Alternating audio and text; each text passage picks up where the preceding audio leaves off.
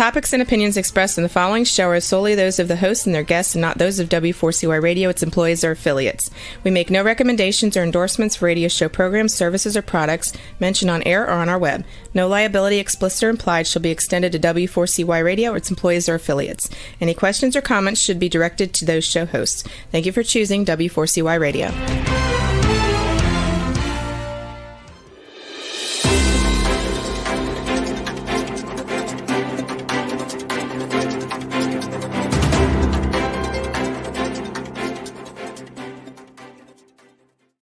Well, good afternoon. Bill Martinez here. Great to have you with us. I'm excited to share our next guest with you. I had the opportunity a couple of weeks ago to talk with General John Teichert, and an incredible background in how he has served we the people. It's just an honor to have the general on with us. He's a recently retired U.S. Air Force general, national security expert, assistant deputy undersecretary of the Air Force International Affairs. General, welcome to the show. Great to have you with us. Bill, it is wonderful to be with you again. Thank you for having me. Well, so much to talk about, especially in light of the recent visit of Secretary of State Anthony Blinken with Chairman Xi of China. Boy, I'll tell you, it left much to be desired. As you know, John, when we have officials meeting with other governments, it's critical to know what to expect, what your mission is, and how you can come away in such a way that says, hey, look, I invested the people's money wisely, and we're better off as a result of this meeting than we were previously. Is that fair? So Bill, I agree with you. And I actually was pleasantly surprised with the outcome of the Blinken meeting in Beijing, primarily because I was worried about an imbalance in the way that the relationship and the visit was going to be treated. And what I mean by that is this, that a couple of weeks ago, CIA Director Burns went to Beijing, I think probably to pave the way for this visit. And then there was an NSA director visit, and then now Blinken. And I was worried that there would be this imbalance where China would demonstrate to their people in the world that the United States cares far more about the relationship than China does. Mm-hmm. And that would create danger. And where I think my concerns were alleviated is the fact that Chairman Xi met with Blinken himself. And if he would have rebuffed him and it would not have been a meeting at that level, then you were right. There would have been real imbalance concerns. But I actually think the fact that Chairman Xi took the time to meet with Blinken indicated that there was an appropriate level of decorum there that could set the stage for maybe some stability in the relationship down the road. Now, why did Blinken feel he had to make the statement about Taiwan? There seems to be a disconnect based on, representation of our government, other leaders, even what the president has said. And it's almost like he gave a signal to China that they could move forward on Taiwan. Did I misread something here? No, and you're right. Perceptions are everything in this game of deterrence.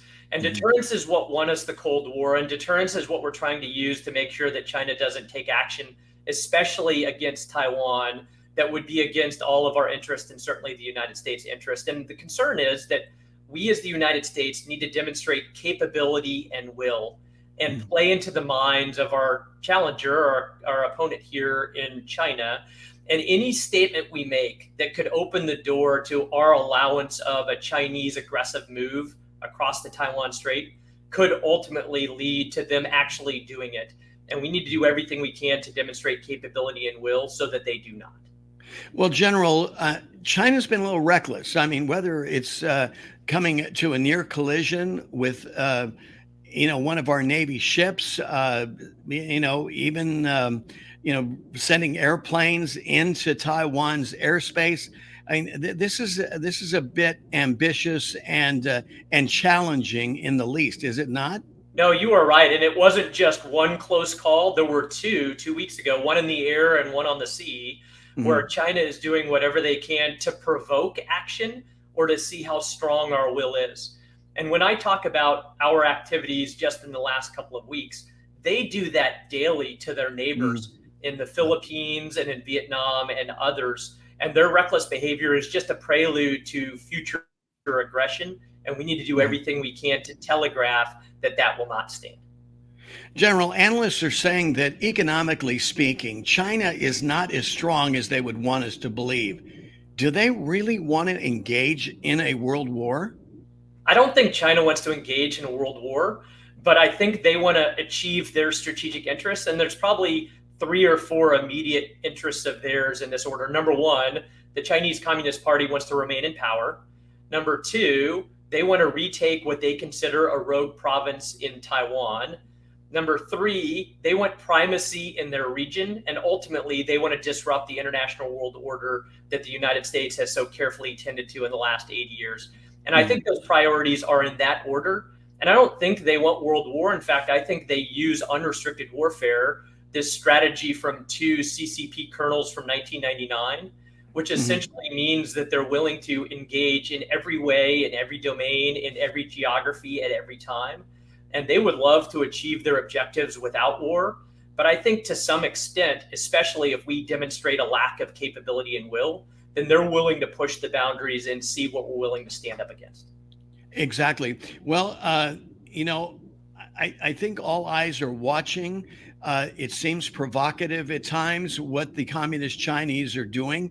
They may put themselves in a position where they bite off more than they can chew, especially when economically they're not faring so well. I mean, they're setting their ducks up in a row, no doubt, and they're observing what the United States is doing. And in some cases, you might argue, General, that the United States is playing more into their hands than not, which brings to mind what Miranda Devine wrote about in terms of our elites being captured, whether it's the Biden family or other elected officials. No, and there's actually a great book written by a friend of mine, America Second is the title of the book. And the idea is that a lot of these elites have put their own interests first, especially in their interest with respect to engagement with China, and American interests second. And I think there's a lot of individuals and organizations that have done that, especially during the time when the allure of economic prosperity was so great and the downside was less visible. But now that we've seen such aggression and recklessness by China just in the last 3, 4, or 5 years, I think people are second guessing, but to some extent, they might be in a position where they're so tied to their relationship with China that it's tough for them to get out. Well, the ties that bind go both ways, don't they, General? I mean, whether you're talking the NBA, the entertainment world, the ties into the American culture run very deep, and in Dianne Feinstein's words, I might say dogmatic.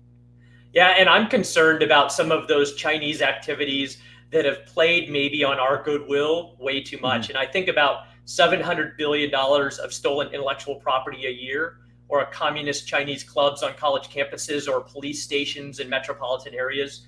Those are things that should concern us, that maybe we've turned a blind eye to because we thought that somehow economic prosperity was preeminent, and that ultimately we could drag them into a world order that understood the importance of liberty and democracy.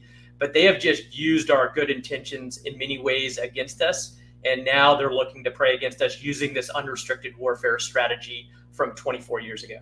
Well, I think the Chinese have seen the vulnerability of America and its leadership, and they've taken advantage. I mean, initially when Richard Nixon and even before Richard Nixon, you look and you saw gold in them thar hills and said, wouldn't it be nice if we could work together? And I believe that America at first went in with eyes wide open, thinking of the possibility of a win-win relationship. But sadly, it seems that the communist Chinese have taken unfair advantage. No, Bill, I think you're right. And as we look to the real relationship that could see a win-win advantage in the future, I see our relationship with India as being exactly that. That's yes. 1.4 billion people and a democratically elected government. And that is the relationship that we really need to focus on, one built on trust and shared values, not the one that we've seen for the last 20 or 30 years that has allowed China to take advantage of us and our intentions.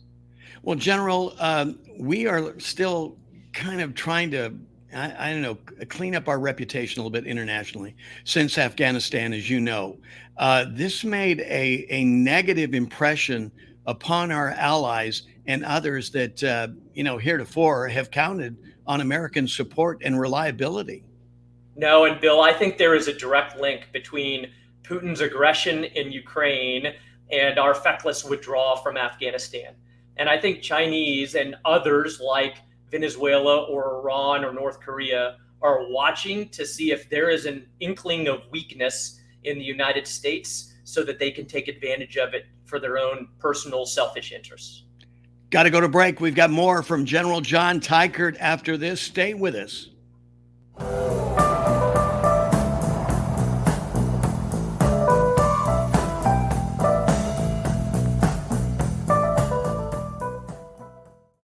If you're 65 or older and Medicare is your main source of insurance, pay close attention right now and listen for details on how you may save thousands of dollars on your healthcare costs. Did you know that Medicare can pay for things like dental visits, home delivery of drugs, even a gym membership? Call us right now and learn how to unlock all your Medicare benefits. Medicare and supplemental plans that we provide can even offer you drug coverage with zero copays and pay for transportation to your doctors. Medicare plans can offer you wonderful money-saving benefits, but you've got to call now. We'll help you get the most out of your Medicare. Make this free, no-obligation call now. Save a ton of money on your healthcare costs and get the code to unlock all your earned Medicare benefits. Paid for by Senior Choice Plans. 800-796-3954. 800-796-3954. That's 800-796-3954. President Biden recently released a massive $6 trillion budget, the largest budget in U.S. history. And guess who pays the bill? That's right, you, the American taxpayer. American citizens and business owners will be paying more taxes. That's a fact. And if you owe back taxes, they will be coming after you to collect payments. In fact, President Biden also hired thousands more IRS agents to go after you. If you got a letter from the IRS and you know you owe back taxes or you haven't filed in years, don't put your head in the sand. Call us today. We've saved our customers millions of tax dollars. One quick, free phone call will show you how we can reduce your past tax bill and save you thousands. Guaranteed, or you pay nothing. Call now. 800-932-1597. 800-932-1597. That's 800-932-1597. Paid for by the Tax Helpline. Attention timeshare owners. Tired of the financial stress? Were you misled by the salesperson? Don't or can't use your timeshare anymore? If any of these apply to you, then you may qualify for timeshare cancellation and get the relief you need now. Timeshare Defense Attorneys is the #1 affordable fixed fee legal solution in the country with an A+ Better Business Bureau rating. That's certainly better than my grades. They even offer a 100% client satisfaction guarantee. Let one of their experienced lawyers evaluate your case and explain the process. If they take you as a client, they'll work on your case until it's resolved in your favor, guaranteed. Expect great service and a close working relationship with your lawyer, keeping you informed every step of the way, protecting your rights, interests, and even your credit. It's that simple. Even a kid like me could understand it. The consultation is free. Call today. 800-296-1332. 800-296-1332. That's 800-296-1332.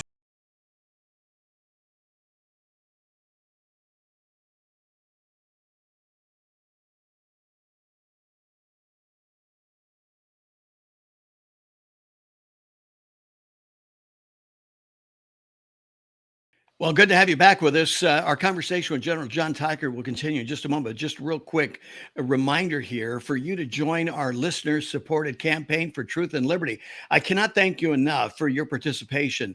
Every little donation, no matter the size, whatever God places on your heart, I trust and know this, that you can trust in the investment in the Bill Martinez Show. We are committed to this campaign for truth and liberty because that is what's vacant from our society and from our conversation right now. Everything has become so partisan. Our show is not about Republicans or Democrats. It's about America, the red, white, and blue, the thing that we can unite under and agree on. That's most important. So if you are so inclined, by all means, again, we thank you in advance for your donation. It is a tax-deductible donation as we are partnering with Hill of Hope. So when you see Hill of Hope come up, when you go to our website at BillMartinezShow.com and you click on the donate button, you'll see Hill of Hope. That is our partner in this campaign so that all donations are tax deductible. So I thank you in advance for participating and keeping liberty alive in this great country that we love and we serve. Speaking of serving, we've got retired General John Teichert, who recently retired from U.S. Air Force. He is a national security expert, Assistant Deputy Undersecretary of the Air Force of International Affairs. General, I wanted to address particularly what's going on here with what I wanted to especially address that Cuba is hosting the Chinese spy station. Explain to our audience how this is a problem. No, so let me start with what I think is our response problem, Bill. And this seems to be following a pattern that we saw in the Afghanistan withdrawal and a pattern that we saw with the Chinese spy balloon a few months ago, where initially the administration denies our concerns or that there is a problem, and then they're forced to acknowledge it, but then they diminish the magnitude of those concerns. And then ultimately they blame the Trump administration for those concerns. And to me, it just makes us look unaware and untruthful and irresolute and incapable. And frankly, that's my biggest concern with respect to what may or may not be going on with the spy station in Cuba. Yeah, it is amazing. And then we find out, first of all, they wanted to blame somebody else for it. And and then they came back and said, well, if the truth be known, this has been going on for quite a while. I mean, this is shades and memories of a balloon that traversed half of the United States over some, I believe, sensitive areas that have to do with our national security, General. No, Bill, I just think that our government needs to be a lot more aware and a lot more truthful. And these types of things are going to pop up in international relations. This isn't going to be the only one. It's not going to be the first. It certainly wasn't, and it's not going to be the last. Mm-hmm. But our government needs to be more proactive, both in its activity and its communication, and more communicative to the American population who is trusting our administration to provide for our best interests. Well, it just seems that the Communist Chinese, their incursion into our country has become so pervasive, whether we're talking about police stations operating within the country. And of course, as we mentioned earlier, those elites that are, as Miranda Devine cited, elite captured and doing the bidding for the Communist Chinese within our government. No, I think there's some real concerns, and I don't think there's anything particularly concerning about a spy station 90 miles to the south. I think it's something we need to address, and maybe we can talk more details about that.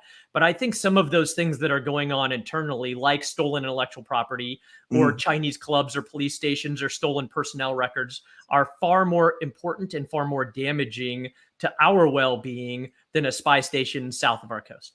Well, it just seems like there's a lot of moving elements here, General, and it's hard for the American people to stay on top of it. I mean, we're constantly admonishing our audience that you need to own your knowledge. I mean, here we are. We're grateful that you're here with your expertise, and we say up front, don't trust us 100%, because that's not right. It's not fair. It's not intellectual. In terms of you, we don't want to insult your intelligence and tell you what you should believe. Hopefully you're listening to this information and you say, Bill, John, I'm going to check this out. God bless you. This is what Bill, you're spot on. And what I think we need to pay attention to is the pattern of behavior by the Chinese.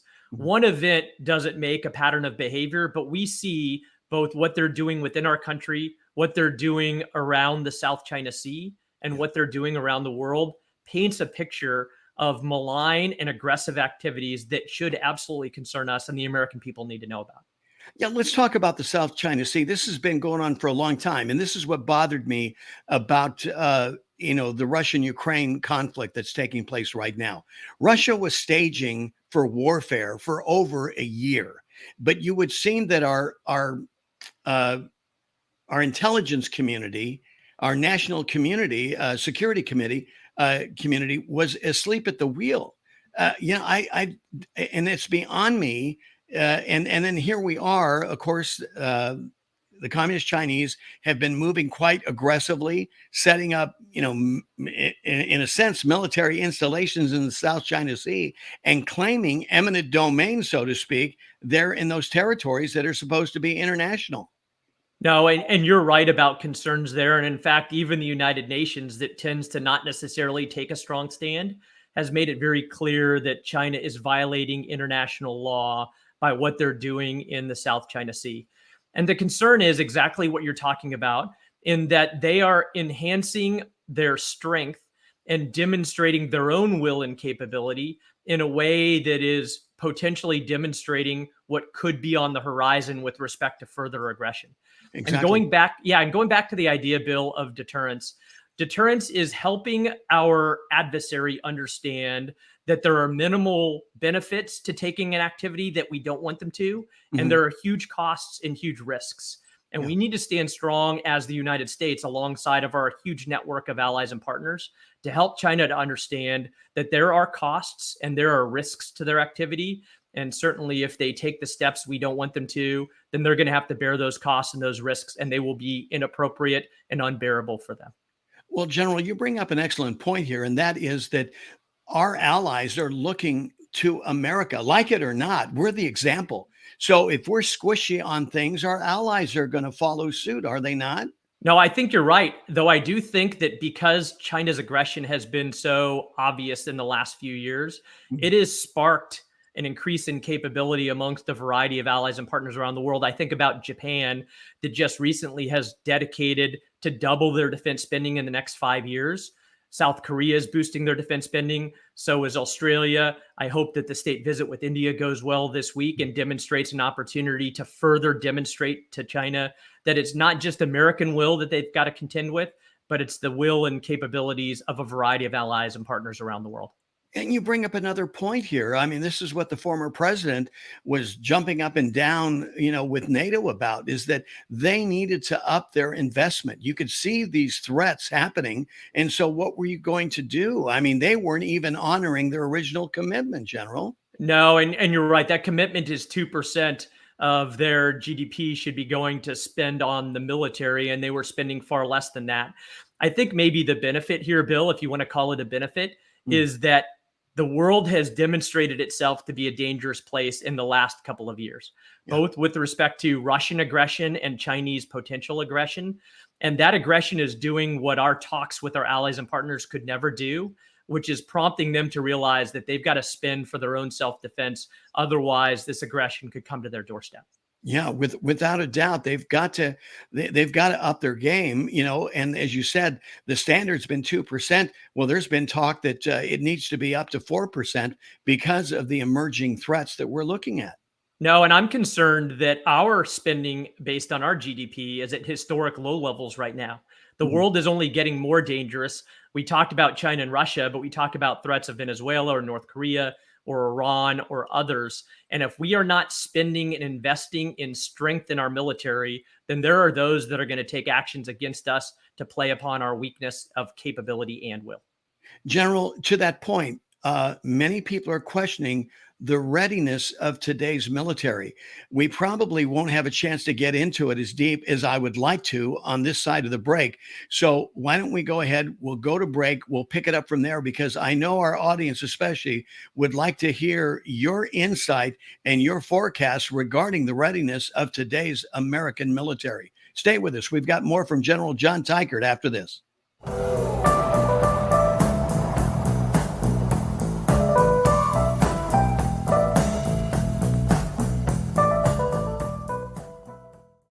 Do you have heart failure and often hear, "Those stomach issues ruined your birthday"? "You're too tired to play catch, Grandpa." Sweetie, you haven't touched your tools since the carpal tunnel syndrome diagnosis. If these seemingly unrelated symptoms sound familiar, talk to your cardiologist and ask about transthyretin amyloid cardiomyopathy, or ATTR-CM, a rare and underdiagnosed disease that gets worse over time. Learn more at connecttoyourheart.com. That's connecttoyourheart.com. Sponsored by Pfizer.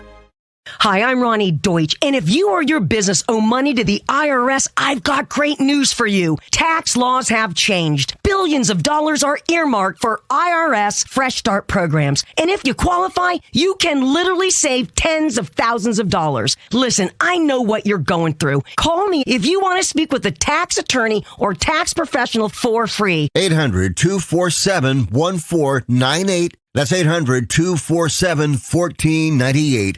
If you're 65 or older and Medicare is your main source of insurance, pay close attention right now and listen for details on how you may save thousands of dollars on your health care costs. Did you know that Medicare can pay for things like dental visits, home delivery of drugs, even a gym membership? Call us right now and learn how to unlock all your Medicare benefits. Medicare and supplemental plans that we provide can even offer you drug coverage with zero copays and pay for transportation to your doctors. Medicare plans can offer you wonderful money-saving benefits, but you've got to call now. We'll help you get the most out of your Medicare. Make this free, no-obligation call now. Save a ton of money on your health care costs and get the code to unlock all your earned Medicare benefits. Paid for by Senior Choice Plans. 800-796-3954. 800-796-3954. That's 800-796-3954. How would you like to get high-speed internet for your home for less than $2 a day? That's right. For about $50 a month, you'll get lightning fast internet. Are you paying less than $50 a month right now for your internet? Then call Whole Home Connect right now for blazing fast internet at $50 a month with no price increases, no hidden fees, no contracts, no upfront costs, no equipment fees. It's a great deal. And guess what? You can try it for 15 days. If you don't like it, you get your money back. But you're gonna love it, and you're gonna love the price. Internet for your home for $50 a month. That's less than $2 a day. Plus, no contracts, no upfront costs, no equipment fees, and our 15-day guarantee. Call now. 800-699-0358. 800-699-0358. 800-699-0358. That's 800-699.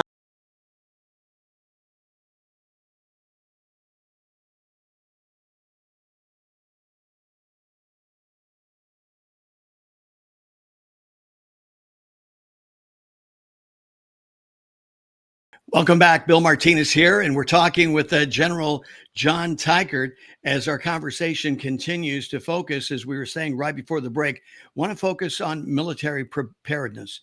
This is something that the American people have been increasingly aware of. When you have Secretary of Defense Austin and even General Milley saying that they're proud of the diversity of the military, and the American people could care less about diversity. What they care about is our national security, General, with all due respect. Yeah. So, Bill, let me start with the composition of our force and the backbone of our force, which is those young people that serve. And I want your listeners to know that those young people that make up less than 1% of our population continue to be absolutely amazing. They are patriotic. They're dedicated. I just had the opportunity this morning to commission an individual into the United States Coast Guard. And those opportunities are some of the highlights of my life and my career. But we owe them the best possible capability that's tailor-made to face the threats that are likely into the future. And we also owe them a focus from our senior leaders on the things that are important. And you talked about diversity, and absolutely, we already have an amazingly diverse force. We also have a force that treats one another with dignity and respect, and we should be very proud of that.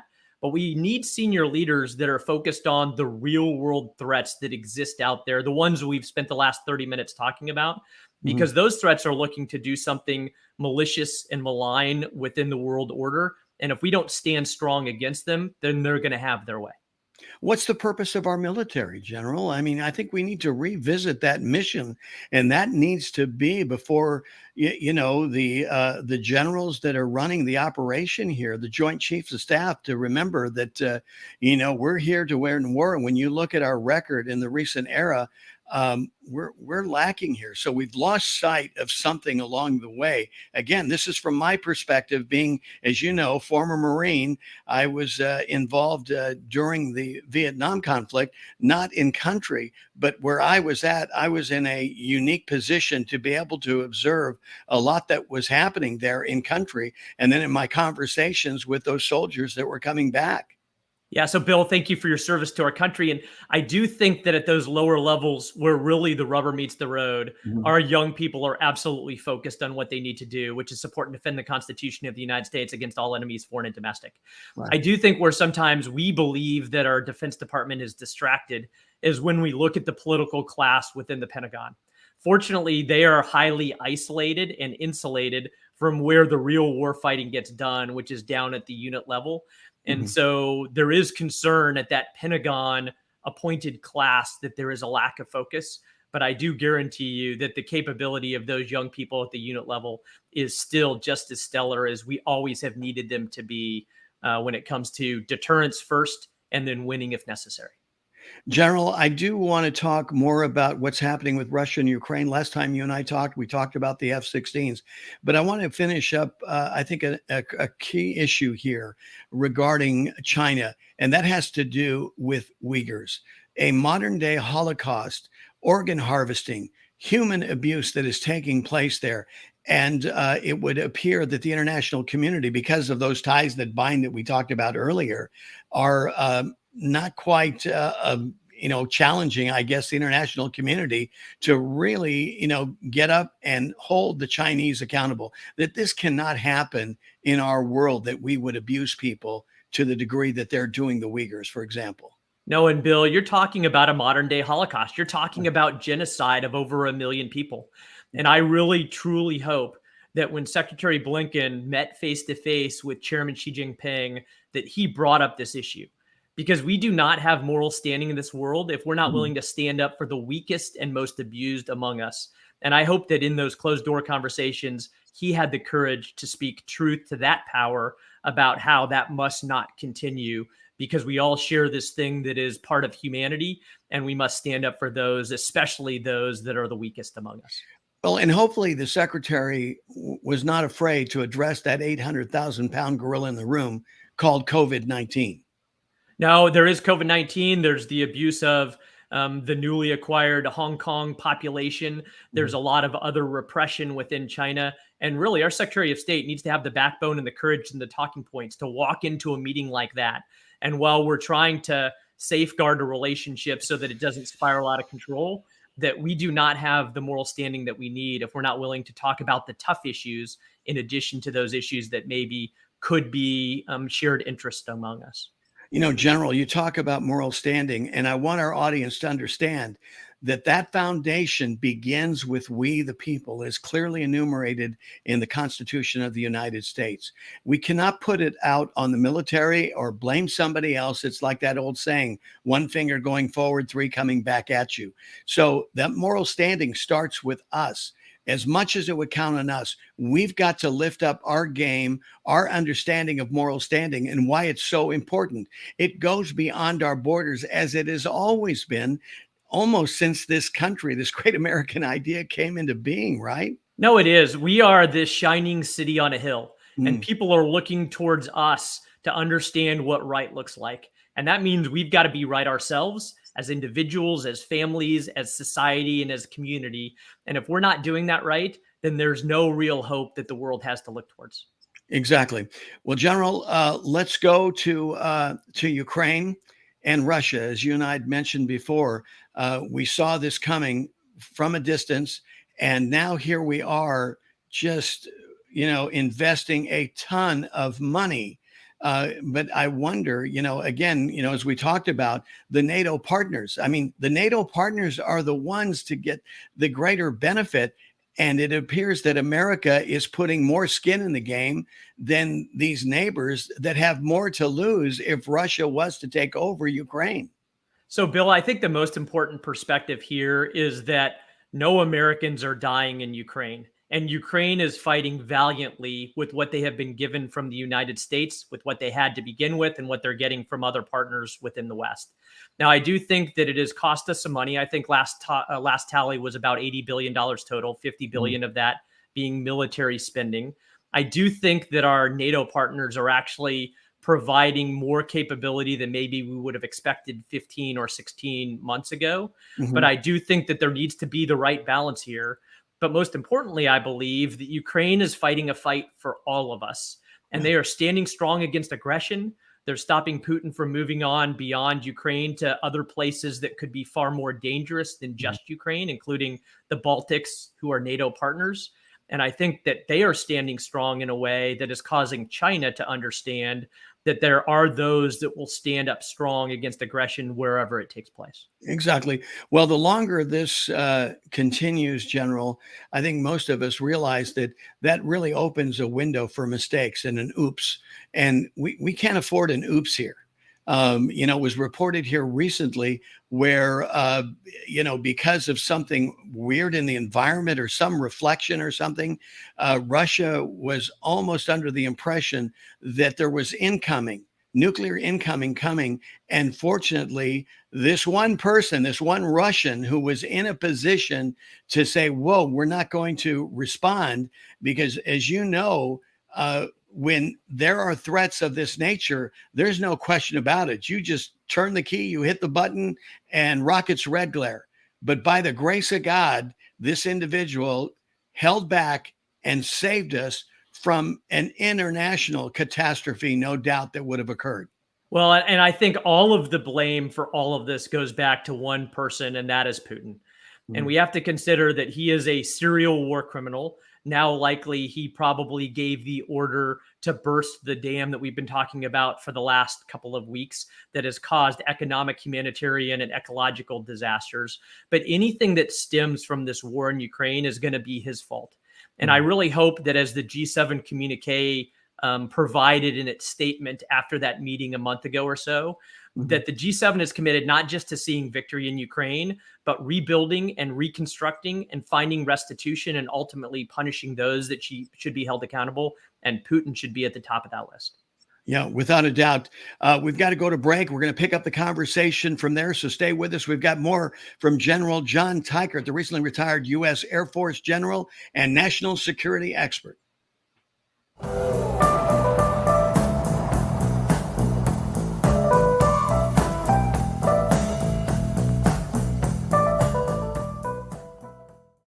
If you're living with diabetes and using insulin, you know the pain of pricking your fingers over and over again. Ouch! Well, by wearing a small remote device called a continuous glucose monitor, or CGM, you can reduce the pain of pricking your fingers. If you administer insulin 3 or more times per day or use an insulin pump, call now and learn how a CGM can help you. Painless. No more pricking my finger. No finger pricks. Convenience. They delivered it free and they took care of all the paperwork. You can reduce pain right away. Plus, it's accurate, easy to use, and helps you spend more time in range. And if you have insurance, you can get a new CGM at little or no out-of-pocket cost. Call now and get free shipping of your new CGM. Plus, we'll bill your insurance for you. 800-823-9853. 800-823-9853. 800-823-9853. That's 800-823-9853. The FDA issued an import alert for U.S. Customs authorities to detain illegal, disposable, flavored nicotine e-cigarettes from foreign countries, including China. Rich Marianos is a former assistant director for the ATF, now with Georgetown University. These disposable e-cigarettes have become a real problem. It's encouraging to see the FDA act at the border, but our kids need them to take the next steps and remove these foreign disposables from the store shelves. They have the authority, and now it's time to act. Sponsored by the Border Security Alliance. How would you like to get high-speed internet for your home for less than $2 a day? That's right. For about $50 a month, you'll get lightning-fast internet. Are you paying less than $50 a month right now for your internet? Then call Whole Home Connect right now for blazing fast internet at $50 a month with no price increases, no hidden fees, no contracts, no upfront costs, no equipment fees. It's a great deal. And guess what? You can try it for 15 days. If you don't like it, you get your money back. But you're gonna love it, and you're gonna love the price. Internet for your home for $50 a month. That's less than $2 a day. Plus, no contracts, no upfront costs, no equipment fees, and our 15-day guarantee. Call now. 800-699-0358. 800-699-0358. 800-699-0358. That's 800-699-0358.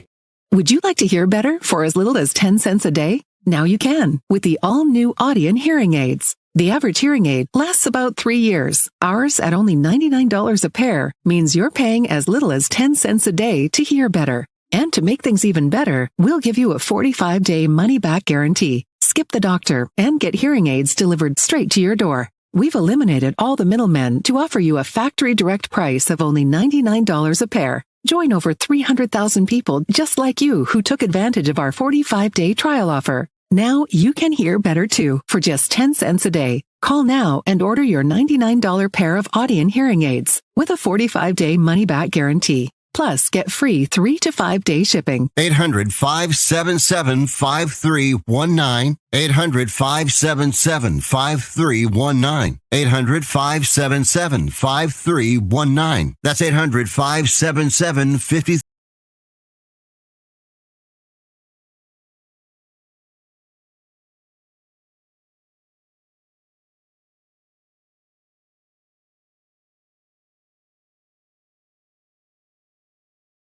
Bill Martinez here. Great to have you with us. For more information on the show, by the way, you can check it out, BillMartinezShow.com. We're talking with General John Teichert, the recently retired U.S. Air Force General, national security expert, Assistant Deputy Undersecretary of the Air Force and International Affairs. General, we've touched just about on these emerging threats, but one thing that I wanted to especially talk to you about is the emerging threat of Iran. Yeah, so no, I don't think it's an emerging threat. In fact, it's interesting to consider that if we were to pick one country that has been a consistent threat to us since 1979, it has been Iran. And I think if you look at their activities, not just there in the Arabian or Persian Gulf, but in this arc of instability that's included Yemen and Lebanon and Syria and Iraq, that they have been creating havoc in the Middle East for the better part of my lifetime. And that is an emerging concern only because we might not have been paying as much attention as we should. What do you make of the meddling by the Russians and the Chinese in giving them increased capacity with their nuclear ambitions? I mean, now they're saying that, they're inside of a month to be able to go nuclear. With something that, going back to the Obama administration, supposedly we made this deal with them so that they would never be nuclear capable. Well, we knew from the get-go that wasn't forthright.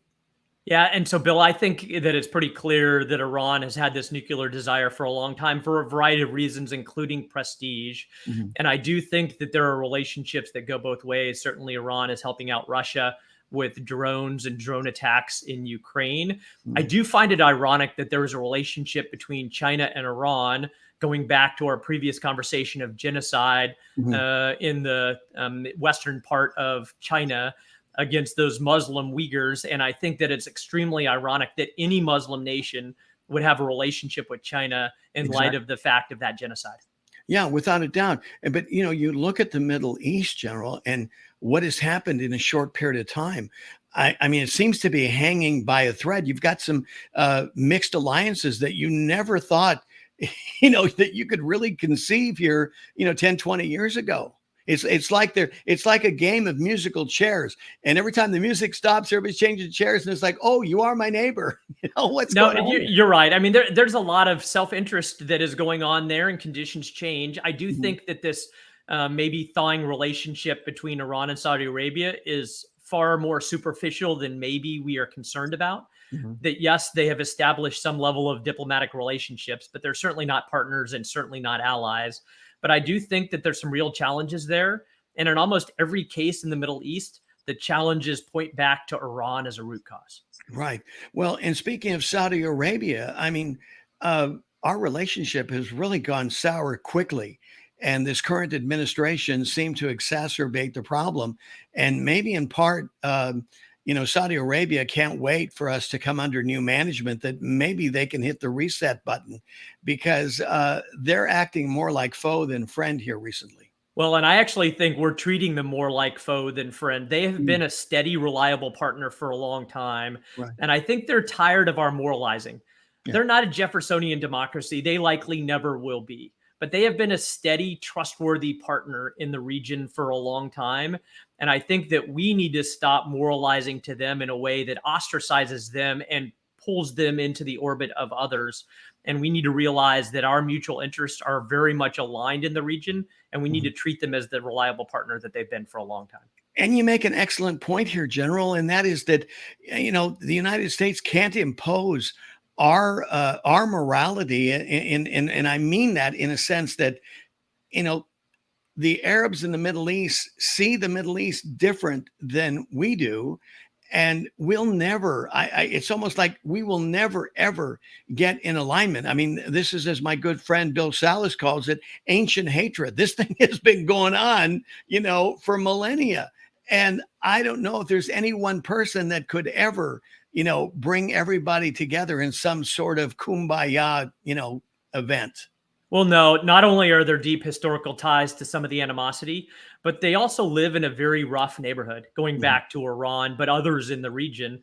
And we have to realize that they've got to act in their own best interest. And in a lot of cases, they're not going to do things in the exact way that the United States would do them, but they also live in a context that is far different than ours. Exactly. What about Syria? Syria seems to be coming out that you speaking of Arabs embracing somebody who was regarded as a pariah is now, coming out and being allowed to play in the reindeer game, so to speak, again.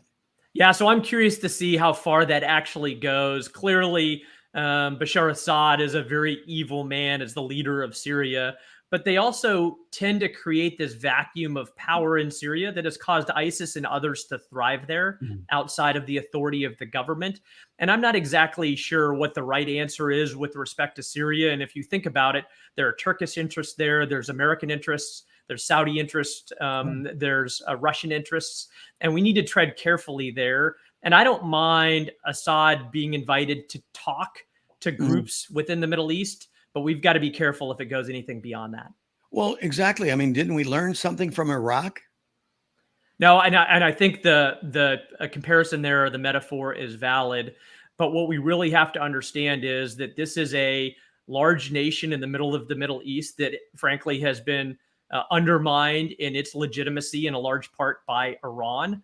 And we need to tread carefully, but we also need to realize that he continues to be a very evil man with likely ill intent. And we need to make sure that he does not create these lasting partnerships with people that we actually trust, because then it may actually undermine our relationship with those other countries as well. Yeah, without a doubt.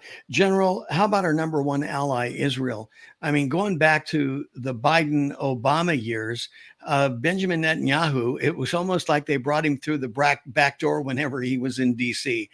They seemed to disrespect him at every turn. But Netanyahu, to his credit, and I will give him credit, just kind of went along with it.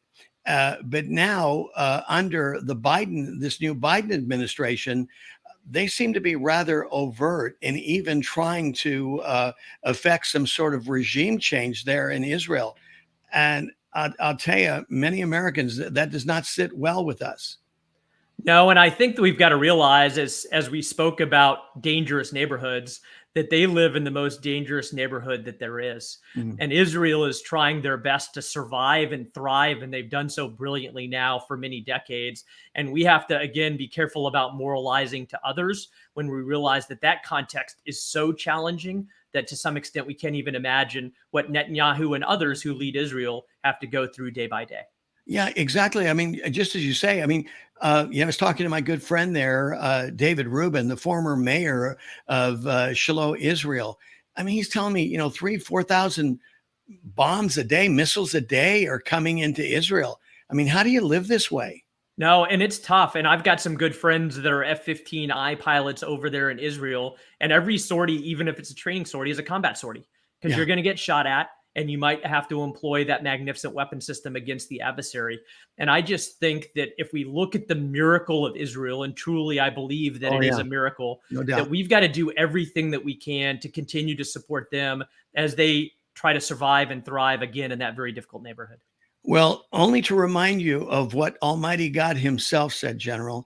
He says, those that bless Israel will be blessed. Those who curse Israel will be cursed. When you look at the history of this partnership of the United States and Israel, when the United States blesses Israel, it goes well for us.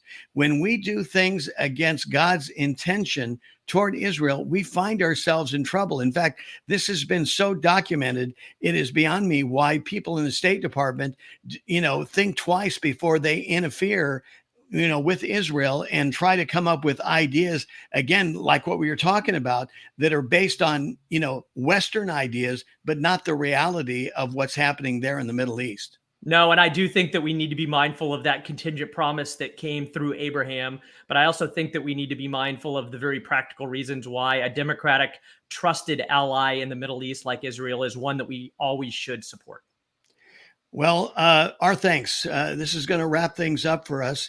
And General, I got to tell you, I'm so grateful for your service, number one, what you continue to do on behalf of all Americans. You've been a dedicated servant. Thank you for coming on the show and doing this. I look forward, to continuing this dialogue, because it's so critical for our audience to get a more current update on national security issues that are so vital to America's interests. So, General, again, thank you for being with us. I want to remind everybody, for more information and to be part of this mighty Martinez movement to return to God and to save our country, check it out, BillMartinezShow.com. May God bless you and keep you and make his face shine upon you. Go and be blessed beyond your imaginations.